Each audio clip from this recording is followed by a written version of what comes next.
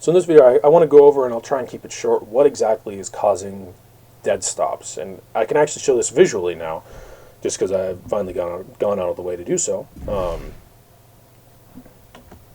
up the map.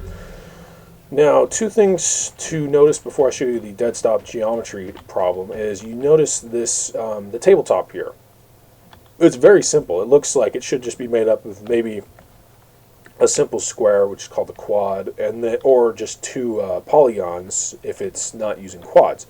That's not the case, though, and it has to do with the way that UDK generates geometry. It does so to maintain aesthetics. So aesthetically, geometry will look exactly like you want it to be. However, geometrically, it will be an inefficient mess. As you'll see here, these are spheres, end caps for the cylinders here. And cylinders, they're simple geometry to begin with. They're just a bunch of quads stitched together.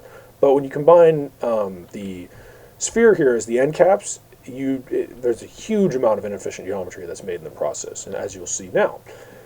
You look at the sphere here, and it doesn't look that complex when you look up here. That's fine, but then you look at this bit down here, you go like, what's that? And this is just my example of just inefficient geometry and how it propagates. All that inefficient geometry, not all of it can cause dead stops, but the more that inefficient geometry that exists, the more dead stops potential dead stops can exist. It's just kind of it's a chance that UDK will create an anomaly surface.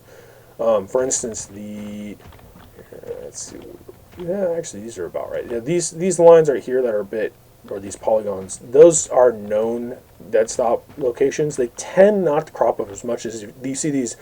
They're perfectly almost straight up and down. Those tend to cause dead stops more often than not. And that's why whenever I get close to spheres, I'm always a little bit I approach them with caution, and because they can be used to gain a lot of speed, but oftentimes because there's so much geometry here, it's just this hub of geometry that there's a higher chance that a dead stop will happen.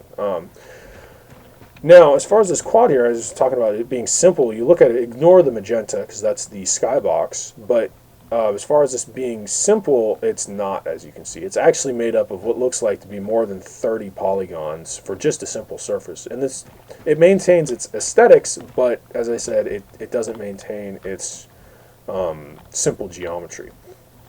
And for most games, aesthetics is really all you need, because most games, they just consist of a flat surface that people are walking on. So in reality, they really don't even interact with the geometry. It's just not. It doesn't exist. But in fast-paced games where you're existing in 3 dimensions and you're actually using all 3 of them very often, and it's just part of the game. What we'll have to do as map designers is actually the best option would be importing simple, clean geometry from like a free editor to UDK, and then using that to actually build up our maps. Now, this applies to brushes, and any mappers that are from UDK mappers understand brushes. And for those of you who don't know, these cylinders here and these spheres in UDK, they're called brushes, and they're the root problem for the majority of dead stops. The terrain, I've been messing around with terrain recently, and dead stops are a lot rarer on terrain, even though it can be more geometrically complex. They are a lot rarer, and rare is a relative term I say that with, because there's so much more geometry, even if it is a lot rarer, they can still crop up. But through terrain, it might be something that can actually be coded past, but even if it can't be, likely we can just import terrain from an external modeling program, and that, because there are a lot of free programs that do terrain, and that might solve terrain dead stops as well, if it can't be done through code. I mean, if at all possible, I would like to keep, especially terrain, I would like to keep that in UDK, just because you can do so much, so many things with the built-in UDK functions. So hopefully the terrain will just be completely codable. But anyhow, thanks for watching, and hopefully anybody out there who's a mapper, and then any players, they'll be a bit more understanding when they hit a dead stop, and instead of it being frustrating and infuriating experience, it still will be to an extent, but at the very least, when you hit a dead stop as a player, you'll be able to just pop up wireframe mode like I have here, and you'll pretty much look at your feet and be like, oh, that's what caused the problem right there. And so I'm hoping that players will work around what we have right now, because it will get better inevitably in the future.